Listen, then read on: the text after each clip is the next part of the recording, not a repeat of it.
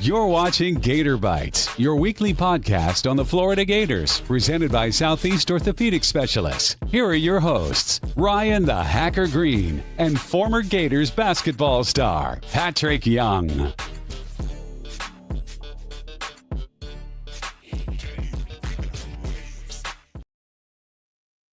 And welcome into Gator Bytes on the 1010XL.com podcast network, also being simulcast on the Florida Gator 1010XL Facebook page. Today's Gator podcast is brought to you by our friends at Southeast Orthopedic Specialist. For the highest quality care, you can rely on Southeast Orthopedic Specialist for any of your orthopedic injuries or concern. Log on to se-ortho.com. That is the 2014 SEC Defensive Player of the Year, Patric Young. I'm the hacker, Ryan Green. You presumably are Florida Gator fans. One game to go in the regular season. And Pat, for the first time since you guys did it in 2014, the Florida Gators are already SEC regular season champions. Dang, that's so long. Gosh, for such a historic program. And that's probably why, even though I believe it, most people believe it, that the Gators are blue blood in that category now. Just not that many regular season SEC championships in total. And that's what, 12 years apart. And you forget that Auburn, great year last year, but Auburn run the regular season by one game or something like that. But man, it's a great accomplishment. Is this team better than last year's team? They're playing better right now. I mean, the style, and they score a lot of points. Defensively, they seem better. We'll see, man. This team looks really, really like on another level. And shoot, to get 108 points without your best player, pretty nuts. You lived the life in 2014. You, Wilbekin, Prather, you get all you guys. What does it mean to win an SEC regular season championship? Obviously, the fans remember the Final Four run or maybe an SEC tournament championship. But when you play 16 or 18 games in the regular season and you win the conference regular season title, what does that mean to the players? I think it means a lot. We won it my freshman year. I think it was kind of hard for me to really grasp and understand it. My freshman year, I didn't play a lot of minutes. Second year was Kentucky. That was Anthony Davis's team. They were unbelievable. Junior year, I think we ran away with it. And then obviously my senior year, 18-0, first team to do that in conference. To me, it means more than the conference tournament because, you have a lot of games you play on the road.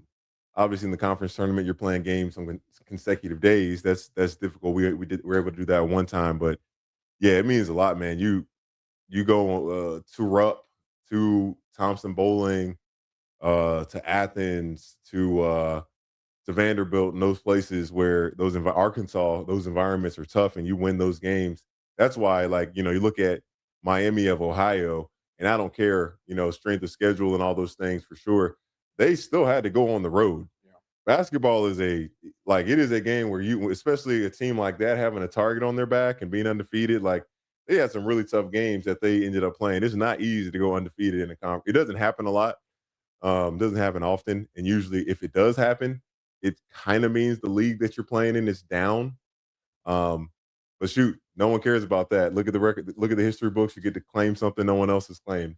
You and I talked about this on Hacker After Dark on Monday, but the last time you and I did Gator Bytes last Friday, we were previewing Arkansas and then Mississippi State this past week. Pat, they won 2 games by a combined 68 points. And we just asked, is this team playing better now than they did a year ago? Look, I know Mississippi State's nothing great. Arkansas, a top 20 team. You're not supposed to win 2 games by 68 points. Yeah. 34-point victory over Arkansas, 34-point victory over Mississippi State. You asked me, you're the guy to ask. Let me ask you, is this Gator team right now playing better than they did 12 months ago? Man, I say, without a doubt. Playing better than last year's team. Yeah. Going into the tournament. Yeah. But Florida was playing great. They went on a run. Their last loss was that of last year's season was at Georgia, right? And that was a game they had a really, I don't know if you want to say it was a bad start. Georgia was just shooting like 75% in the first 10 minutes of that game. Yeah, Bo Kane decided not to miss. They couldn't miss. And Florida goes on after that game and doesn't lose again. There were a lot of games where that team of last year had to come back a lot. With this Florida team right now, I just have no fear that they're not going to come back. Like, teams cannot run away from them because the fact that these bigs run the floor so well, Alex Condon, like, they get to the free throw line so early and often and consistently. When Ruben, Condon, Hauk, and even a Micah that comes off the bench, like, I don't know if Micah's gotten that much better, but in terms of like being better at his role, oh man, he knows exactly what he's supposed to do. This team is right there. They are legitimately right there. And the teams that it's funny, three of the teams in the top 5 that they've lost to, or they're in the top 5, are teams they lost to, Arizona, UConn, and Duke. Yeah. But I mean, and all those teams have gotten better too, but we're right there. The Gators are right there. Florida lost all those teams November and December. Clearly the Gators are a much different team now in March than they were. And you kind of alluded to you're not going to run away from Florida. I mean, it's 24-14 Mississippi State. They don't have Thomas Hauk out there. You're down 10. Your best player's not playing. It could have been one of those woe is me moments. But then Florida goes on an 18-0 run. And just you snap your fingers and they go from down 10 to being up 8. Yeah, Ron Slay, he was he's in studios like PY. Just give it 5 minutes. Give it 5 minutes. They're gonna win by 30. And the game was just a perfect storm in terms of senior night. Getting a trophy before the game, not a fan of that. Give me the trophy after the game. Let's do all that. Let's focus on what's in front of us. Because emotions come out before tip-off. Emotions, it's just like, a trophy will come with a trophy. The mindset of celebrating an achievement come to mind versus like being focused and locked in on, like, yes, you've done that. You've won the SEC, but you still have 2 games to play. You got the one right in front of you. Then you got another one against Kentucky. And just wasn't surprised. Senior night, lethargic start. Yeah. As soon as I don't know if Coach Golden is glad that he had to get a technical foul to get things to shift there. Right. But he gets that technical, gets things going, and from there, it was like unbelievable. I got to ask you real quick, because we're obviously going to spend a lot of time on Kentucky tomorrow, on the SEC tournament. But just a quick thought. You talk about next year because they're losing a lot of guys. Boy, CJ Ingram, I mean, he got some significant playing time because Hauk was out. I like that. I like that a lot. We all remember his dad, Cornelius. Yeah. And CJ Ingram, that's something to be excited about going into next year. We have to remember, CJ Ingram's a top 20, top 25 player coming out of high school. And, he just looks like he's got the body type. He does. He's going to be a stud. Yeah. And, I love seeing that Isaiah Brown, comes in as a freshman, doesn't play, a lot of minutes, but he's worked his way through this program. And like, he's a solid rotation guy. He's going to get minutes every year, every game now because of what he brings to the table. And next year he's going to be a starter. Next year he's going to be, a big mover and shaker. For CJ Ingram, for Alex Lloyd, both of those guys, and more times than not, you see Alex Lloyd with like that deer behind the headlights look out there on the court sometimes of like, I don't want to mess up. Well, it's hard when you're not getting a lot of minutes. It's hard. Yeah. It is hard. But, you just hope that not only, Coach Golden isn't going to give up on those guys. I don't think he would, he's a really good coach and has proven how his staff has gotten guys better. They get better the longer they stay. It seems like you stay with this program, you're going to improve for the most part. You just hope these kids can believe that and trust it and keep following the process. That's why Isaiah playing well right now is a big help for recruiting. Because I think Coach Golden does still want to bring in freshmen. He wants transfers and he wants freshmen. He's not going to be one of those guys that goes all transfers. If you got a question or a comment for Patric Young, hit us up on the comment section. If you're watching on YouTube, Facebook, Twitter, any of the 1010XL social media platforms, we got one here about Xavier and Lee, and I'll expand on it.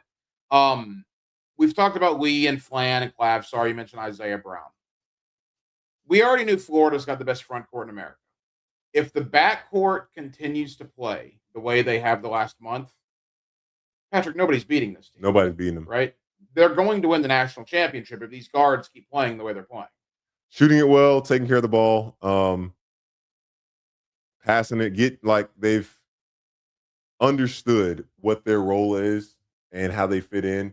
And Boogie's finally looking like NBA prospect. Yeah. He's finally showing some a little bit here. I don't know what it is, but the fact, I mean, that's what you got to love about this team. They played a super hard schedule compared to last year's team. They did not play a super hard non-conference, not a single ranked game. 13-0 in non-conference. Come to conference, and that's when you don't want the conference to be the first time you really face some real competition.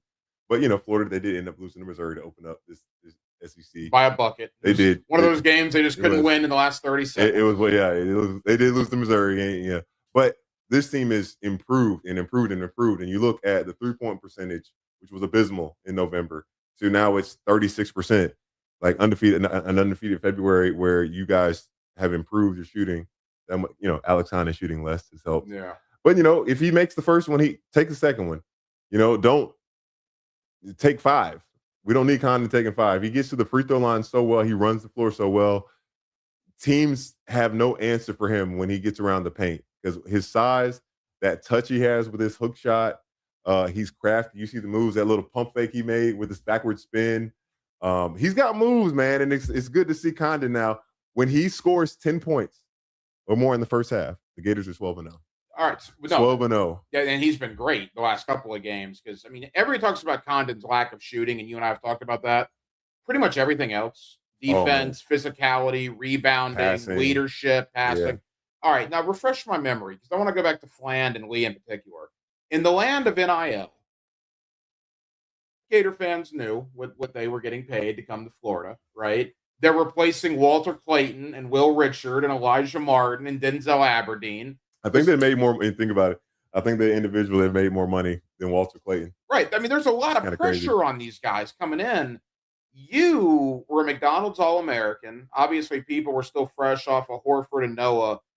Was it David Lee that you replaced? Who was the big man that was right in front of you that left? Vernon Macklin. Well, he didn't leave. We had Vernon Macklin, and we had Kenny Kaji. He left. Okay. Yeah. And then we had before me, or Alex Tyus was there. Tyus, that's one too. Dan Werner graduated before I got there. And it's hard to come in like when you have so much acclaim as a freshman, or in Boogie Fland and Xavier Lee's case, so much acclaim coming in the portal. You just want to come in and live up to all the expectations, and it doesn't necessarily happen right off the bat. You got to work your way into it. You really don't know the game up here mentally, and you haven't learned a lot of aspects. You've been more than likely just one of the most athletic people out there in high school. So, you didn't necessarily need to, have the highest basketball IQ. You didn't. But now you're on the next level. That's just what comes with it. Or in Xavier Lee's case, no offense to Princeton. Yeah. Princeton's not the Southeastern Conference. Right. So it took a little bit of time. Yeah, I didn't, and I joked about it. When he comes off those screens and he does that little hop. Yeah. Like he's trying to it wasn't working. And he's eliminated it. He does it a little bit now, but he was trying to bait team guys with his speed. When he just goes right away, he is so fast. Mm-hmm. And he's got great, whether he's doing same foot, same hand on these layups, either side. What I love about Xavier is that even if he's not shooting well, he's always a threat to get to the basket. Now he's so quick. And he had 3 early turnovers in the game and didn't have a single one after that. Yeah. These guys, they make great adjustments and really take care of the ball when it matters the most. This is the Gator Bytes podcast. He is Patric Young. I'm the hacker Ryan Green. Southeast Orthopedic Specialist brings it to you. Go to se-ortho.com for the highest quality care. You can rely on our friends for Southeast Orthopedic Specialist for any of your orthopedic injuries or concern. Patric, Southeast Orthopedic Specialist, has been with this podcast for a long, long time, and we certainly appreciate their continued support here of the Gator Bytes podcast. Can we get an HVAC sponsor as well. Well, I know that you're great with the jingle. You want to get a little Southeast jingle here? Yeah, if I'll sing whatever they want to come help us cool this room off. You know what I'm saying? Southeast orthopedic specialist. All right, Ruben Chinulu. Oh yeah, 18 double-doubles. Woo. Has tied a Gator record. Could break it tomorrow with his 19th double-double. Should have had it against Georgia. Yeah, it was close. 18 rebounds. It was close. 5 points. Come on. Now, you obviously have gotten your fair share of double-doubles in your career. 18 in one season. Just speak to how hard that is. That's so hard. Especially having a team where you got 4 other guys that are trying to grab him too, but Ruben just he gets to another level when it comes to grabbing boards, man. He's first one there. He has a nose for grabbing the rebounds. And you got to love him on the offensive side when he grabs those rebounds. And because sometimes you're like, hey, man, pass it out. But he doesn't turn it over. Right. If the worst thing that's going to happen from him getting an offensive rebound is he misses the shot. And he makes a lot of them. When he gets that ball, he doesn't put it back on the ground. He keeps it high. It looks like he's a lot more calm. He's a lot more calm. Yeah. And, he does. He uses his arms in a way to create space, but he doesn't swing them. I don't know how to explain it. He uses his arms that gives him space so he can go up and shoot. And I don't know if that was Coach Hartman just teaching him to maintain that physicality, but not going too far. Because if he's gotten called for a charge, maybe one all year, maybe one or two with his elbows, and those were, it's just so far and rare that it happens. He's such a fantastic rebounder. Him doing it on the offensive side has helped him so much with getting those double doubles on the point side. But shoot, man, with him developing so much, they throw the ball into him a good amount of times now, and just goes to show his development. And Ruben could definitely test the waters going into after this season, but he can come back to Florida and go down as the best big man of all time. I want to get in. Truly can. I want to get into Kentucky more in a moment. That's a heck of a statement coming from you because you're in the conversation on that list as well. Just talk about the mindset, though, of a rebounder. That basketball is mine. I'm going to get it. Yeah. You were a great rebounder. Yeah. Florida's that. Horford, Noah, David Lee. You mentioned Vernon Macklin. There's been a lot of great rebounders. Chenulu's at the top of the list. What kind of mindset do you have to continuously get 10 or more boards per basketball game? Just the understanding, first off, of how much value it brings to the team. Usually if it's a new coach or a new system, you want to get back to the basics. What are the fundamental things that I can coach before we get to running our offense or, basketball exotics? Is that what do I need to ingrain in my team? We need to ingrain rebounding and taking care of the ball. If you can't take care of the ball, if you can't rebound, you're in for a long night every night. And that's both sides of the court. If you can't give yourself some second opportunities, if you can't limit second chance opportunities for other teams, they're going to dominate you on the board, get in foul trouble. Obviously, turnovers, easy baskets the other way. You don't even get a shot up. So Coach Golden, those are going to hopefully for every organization, you focus on those fundamental things right there. Then you got guys that are elite at it. And, there's a lot of athletes that are 6'10" and have big hands and long arms like Ruben. Not exactly, but there is something I think that's intangible that you can't measure that makes him a really great rebounder. It is the desire and want, but there's even more. I think it's almost probably obsessive, some level of obsessiveness of getting the ball. You talk about the best big men of all time at Florida. Yeah. If you specifically talk about rebounding, look, obviously Horford and Noah, but I almost think those guys were known a little more for their scoring. They could rebound the ball. Yeah. Not to put words, I don't want to get your head too big here. No. But you are certainly on the list of the best rebounders. I could have grabbed more. Definitely could have grabbed more. You were all right. Yeah. You did a pretty good job at it. Never averaged double figure. And that's the thing. Ruben has a chance of being the first guy to average double figure rebounds. It's crazy. In 50 years of Florida basketball. I want to get to the SEC tournament in a moment, but I want to get to Rupp Arena tomorrow. You have played your fair share of games in Lexington. Give Kentucky credit for what it is. That is an unbelievable environment. It's one of the best home courts in America. It's a big game for Kentucky tomorrow. They're coming off a loss. They're weak in oil going into the tournament. They would love nothing more than to knock off Florida. And if Florida wants that number 1 seed, most people will tell you if they beat Kentucky and if they win the SEC tournament, they're going to get the last number 1 seed. So there is a lot on the line. What kind of mindset do you have to win in Rupp Arena? I think the mindset you got to have going into Rupp is, first off, you want to respect the program, but you also say, this is ours. This is our moment. We're going to shut these fans up. We don't give a darn. There needs to be a level of not hatred, not animosity. That's a little too far. But just, we don't like you. We don't want you. Like, you are my enemy. That needs to be the mindset. You're going on enemy territory, and the best way to knock those cats out is early and just punching them in the mouth. Just punch those cats in the mouth. Get on the glass. Get out to a nice run to start the game. Go on a 12-0 run to start the game, and they will not come back. They'll lay down. Is it a tough place to play? It's tough when they're getting stops and making shots, because their fans really, really, really get into it. They got 20,000 plus in there.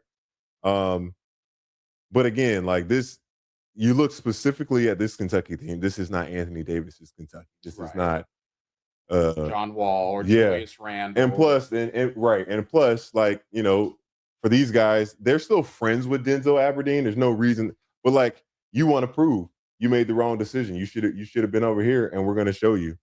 And that is the exact mindset. And Coach Golden, man, he's going to love the opportunity to go out there and fire those fans up too. Everybody talks about wanting the 1 seed, right? Here's the thing, all right? And again, I'm not that I'm a rocket scientist here, but if you're the 1 seed in the South, UConn's going to be the 2 seed in the South, more than likely. If UConn's the 1 in the South, Florida's going to be the 2 in the South, because whoever gets that 1 seed is going to be the last number 1 seed, the 4th number 1 seed, which means they're going to get the best number 2 seed in their region. Yeah. So either UConn's going to be 4 and Florida's going to be 5, or Florida's going to be 4 and UConn's going to be 5. But it is a prestige thing, right? Crash test right here. It's an ego Crash thing course, to have that number 1 next to your name Probably, on Selection Sunday. Yeah. You guys were a 1 seed in 2014. Yeah. I mean, how much do you covet being a 1? Because to me, there's not much of a difference between a 1 or a 2. I know the fans have made it a big talking point here. I don't care. They're in Tampa regardless of a 1 or a 2. But the fans honestly, it really doesn't matter, because it's going to be a crash course with that 2 seed. But I guess as the 1, you get that 9 or that 8 that next game, and that's the spot that nobody wants. Nobody wants to be a 9 or an 8 going into the tournament.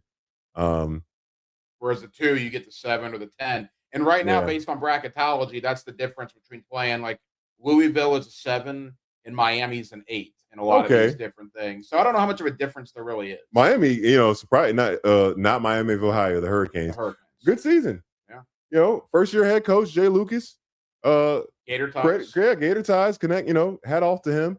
But going back to the thing about the tournament, obviously the Gators need to take care of Rupp tomorrow. They got to take care of being in Nashville, 3 games, 3 days. I think they got a great shot. I don't know. It's them versus the field. I'm not sold that UConn's gonna win it all, man. Win the Big East.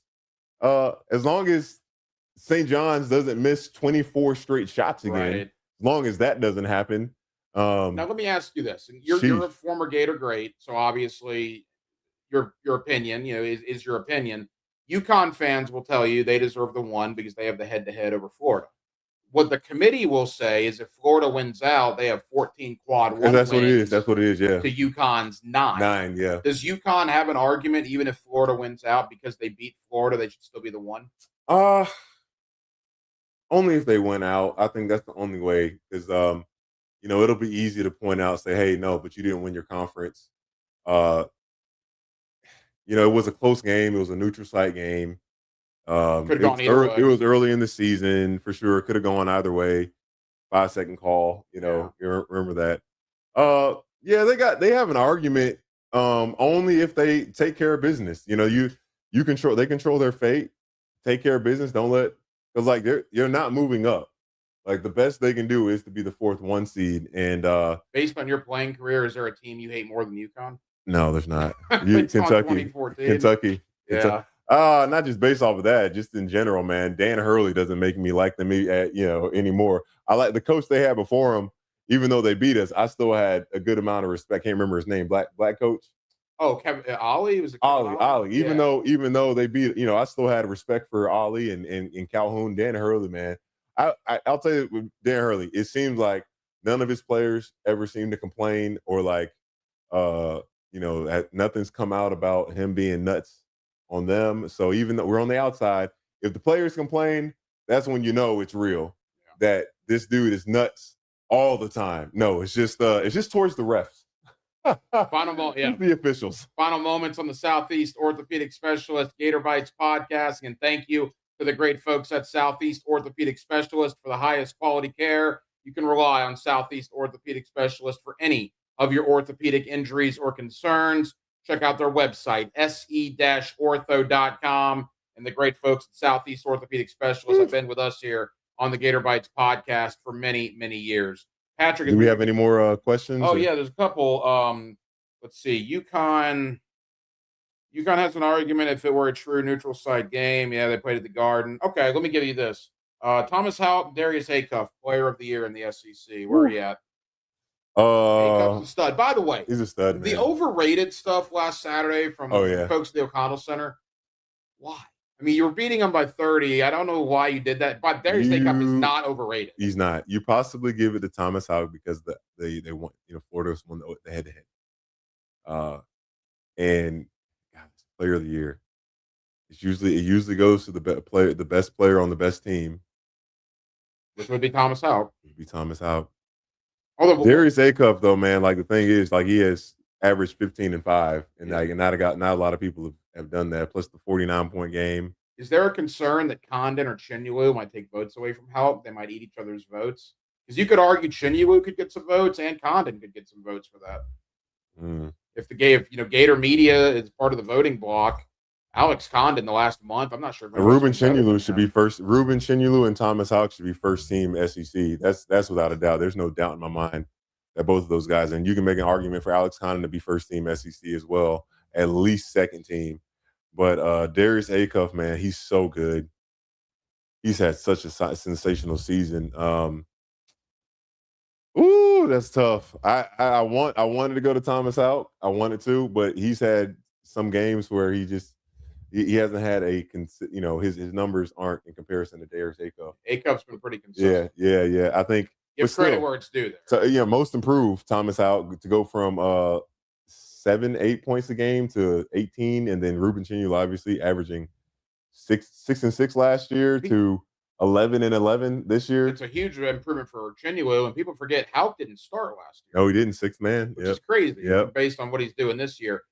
With all that being said, quickly before we get to the tournament, Todd Golden, SEC Coach of the Year. Oh yeah, should he be the National Coach of the Year? Ooh, they were 5-4. They were 9-5, and now they're 24-6. National Coach of the Year. Who's done a better job than Todd Golden? Arizona's done a great job. They have, but Arizona's been good all year. Florida was again 5-4. Yeah, and now they're 24-6. They've won 19 of their last 21 games. Trying to think who else in that top. John Shire, man, the Duke team.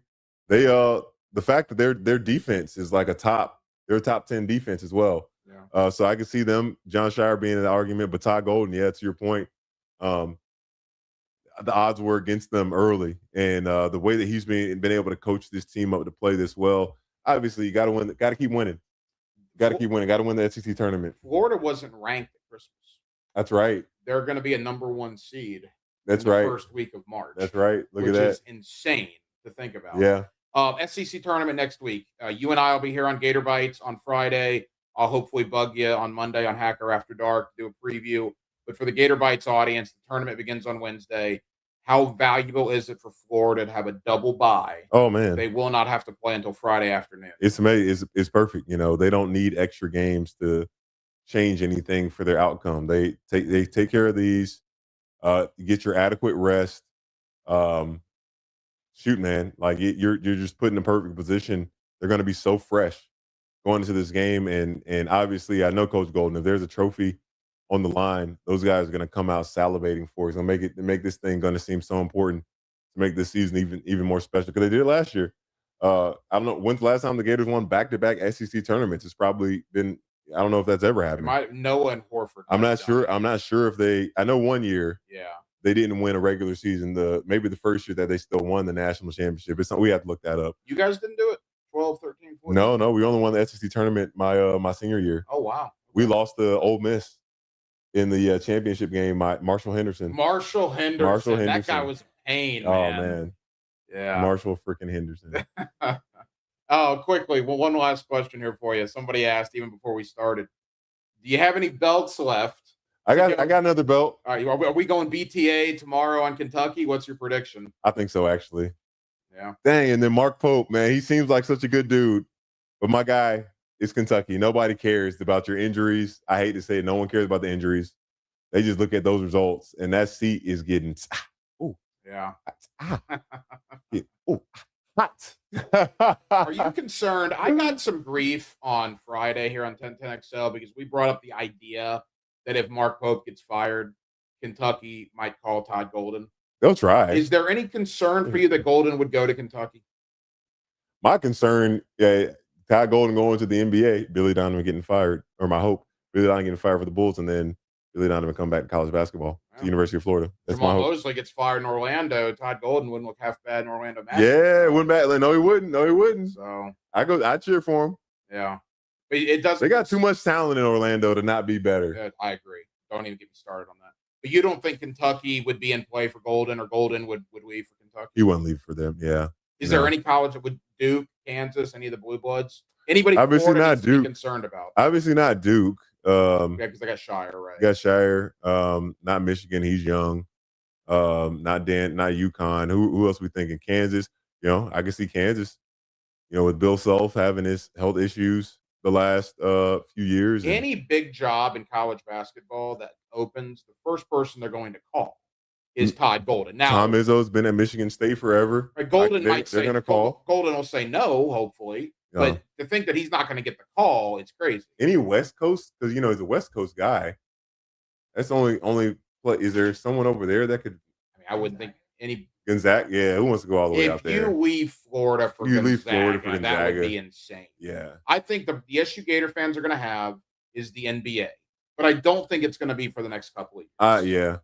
He's still got two young kids, man, and your life is just so different in the NBA. Like, I've been around Coach Donovan in the offseason, and he's still on the phone all the time, still watching film. Like, and obviously we know college basketball isn't perfect right now with the transfer portal and whatnot. We're gonna get to some regulations, some normalcy where these coaches still have a life outside of it, and Coach Golden wants to be there to see his kids continue to grow up, and you can do that in Gainesville. That is Patric Young. I'm the hacker Ryan Green. Thank you for watching and listening to the Gator Bytes podcast, 1010XL.com and the Florida Gator 1010XL Facebook page. We will be back here next Friday, literally hours before the Gators kick off their 2026 SEC tournament run.